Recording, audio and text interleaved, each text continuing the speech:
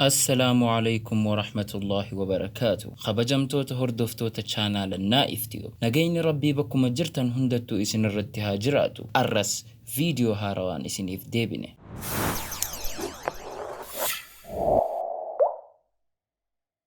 إرجاء إسا سوشال ميديا رتناف إرجي أكنا جئي يا شيخ أني إرى نما فقون تري كتاب ربي إرى نما هدو قلبي جباتون تري أمس ننفودي همتو في دلي دلقرة إفبودن ديبني جارتين تي إرى غاري دلا تن أكا ربي صداتو ترتي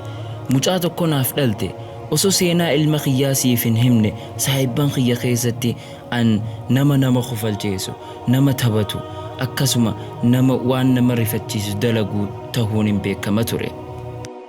Guyyaa tokko magaalaa keessa turre gurbaan ijaan qabne tokko nu duraan dabre miila xiyya dura khaayetin itti gufatee fuulaan kufe gurbaan ballaan kun khadhataa tahuun beekama. Wanni waan kana nagoosise akka inni khadhataa guddaa ta'een beeka. Ammoo ani nin dagadhe yookaan bakkan kannineef akka inni ballaa ta'e.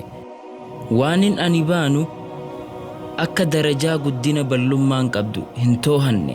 ani saahibanuma khiyyan itti khofalchiisuu barbaade waan qalbii keessa jiru rabbumaatu beeka ani ballummaa isaatii fi awraa isaatiin qishnaa godhuun barbaanne ammoo rabbiin waan fedhe qaddara. Jaartiin tiyya yeroo booda ulfooyte gara hospitaalaatiin deeme. Doktortittiin jaartii tiyyaa fi ilma khiyya akkan ziyaarrena dhorgite. Maqaan ilma khiyyaa Saalimi akka maqaa abbaa khiyyaati. Ammoo doktortittiin gara kilaasii isii fuutee nageessitee waa'ee obsaatii fi waa'ee rabbi irratti lakkaawwachuu nagorsuu eegalte. Waa'ee rabbi sodaachuu fi waa'ee qadara rabbiitti amanu. Innis maaltu maalte isaan lamaan keessa namni tokko ni du'e jeen. Mucaa moo jaartii du'e lakkii jetteen. Isaan lachuu nagee qabani ammoo mucaan kee toora ija isaati haala hurree guddoo jira haala hurreen guddoon jirtuun dhalate inni balla jiruu isaa guutuu inni ijaan hin argu jiruu isaa guutuu. Yaa sheekha ani hogguusan jiruu na dukkanoytee dachiinnaan citte imimmaan ijatiyyaa qabachuun dandeenye fuula ilma khiyyaatis laaluun dandeenye hanga jaartiin tiyya ilma isiitiin mana deebitutti yeroo hedduu irraa hin fagaadha mucaa kana hin laalu fuula khiyya irraa hin garagalcha ani akkuma dur badii hojjechuu irrattiin hafe amanni 8 guutuun dabre. Jaartiin tiyya ilmaa fi intala biraa deesse anis dilii dalaguu ittuman fufe. والله يا شيخ أمريتي يرى أمت سديت كتاب ربي را همان بيخو أمريتي يرى أمت سديت قرآن ربي را وان تكلم بيخو جارتينتي يا أمو أمت سديت تنقوتو مجاخي يا سالم قرآن برسيساتورتي من برنو تور إجنك أمنينيتي دهبا في مالك إسي إفيك أبدو اتبافتي مجاخنا الرتي خفلتي hanga mucaan khiyya qur'aana guutuu haffazutti khanin ani waan takkalleen beeyne ani wallaanattin dhagahamu fedhiin qabu guyyaan sun ni yaadadha guyyaa akka irraa kana guyyaa jummataati huccuun tiyya uffadheetin shittoo jaaladhu diddibadhee gara wadaajaa deeme kan yeroo hunda saahibban khiyyaa waliin dhaynu hoggaa kana fooddarraan sagalee booyinsaa dhagahe ani maali iyyeensi je'eetiin ajaa'ibe jaartiin tiyya isii raftuu sirra dhiisee joollee tiyyas kutaa isaanii dhiisee biraa bahe kutuman itti isaan keessa dhiise san keessa jiran ammoo gara afaan nyaataa duuba hoggaan milladhu ilma khiyya Saalim taa'ee booyu arke iyyeensi kun naroraase nin ajaa'ibsiifadhe maaliif ilmi khiyya booyaa ganamaan yeroon sa'a 3 cinaan geessu namni hanga ammaa hirriibaa hun khaane inni maaliif booya gama isaatiin dhufe inni dafee bakka jiru tana as bahee gidaara manaa qaqqabachaa booyaa dhaaba manaa qabatee gara kutaa isaa dhaqe isa duubaanin dhufe isa qabeetiin mataa dhungadhee maal feete yaa ilma khiyya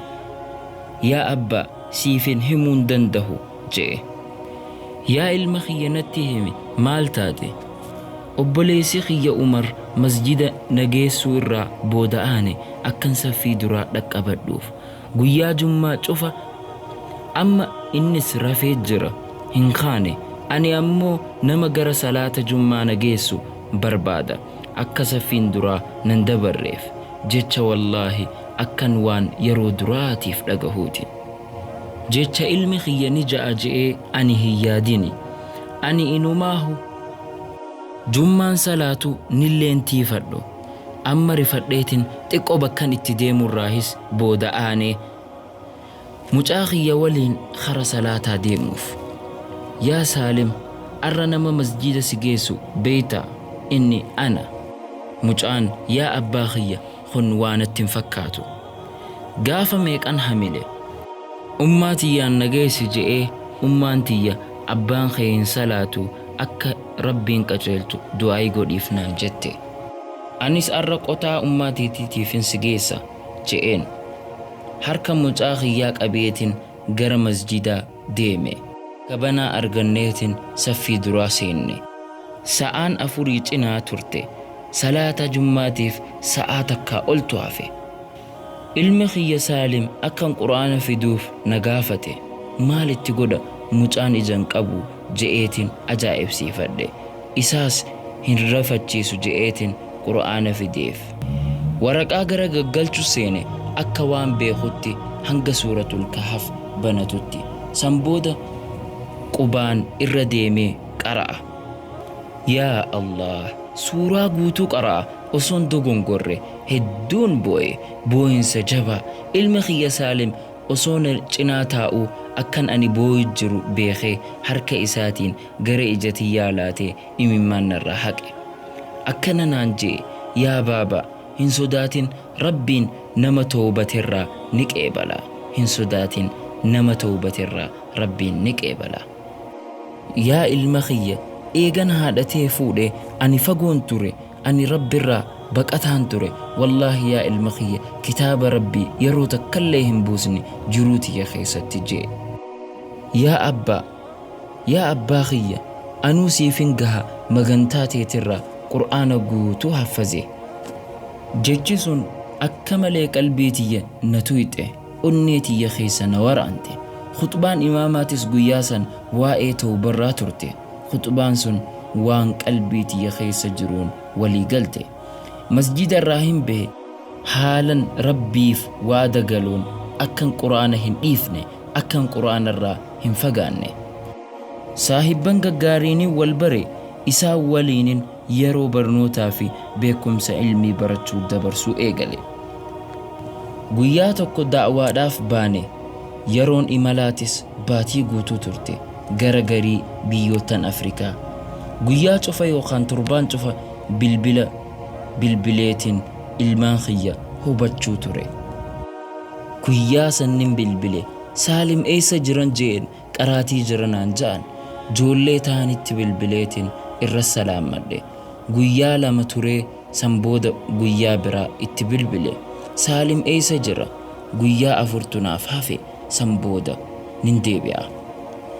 gara manaatiin deebi'e intalti tiyya dhufte Khadiijaan